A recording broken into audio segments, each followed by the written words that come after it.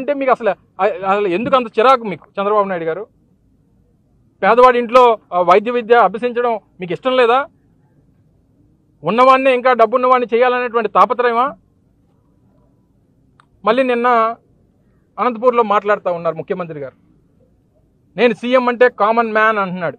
Common man చేసేటువంటి పనులా ఇవి? Common మ్యాన్కి వచ్చినటువంటి ఆలోచనలా ఇవి? మీ ఉద్దేశంలో సీఎం అంటే కామన్ మ్యాన్ కాదు, మీ ఉద్దేశంలో సీఎం అని అంటే క్యాపిటలిస్ట్ మ్యాన్ లేదా కార్పొరేట్ మ్యాన్. మీకు అదైతేనే కరెక్ట్.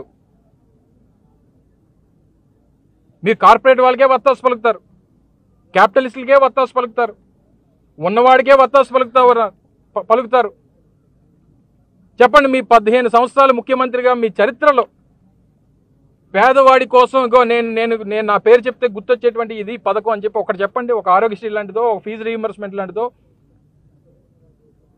లేకపోతే ఇటువంటి మెడికల్ కాలేజ్లో మేము నిర్మించినటువంటి పోర్ట్లో నిన్న మా మాజీ ముఖ్యమంత్రి గారు, మా పార్టీ అధ్యక్షుల వారు కూడా చెప్పడం జరిగింది.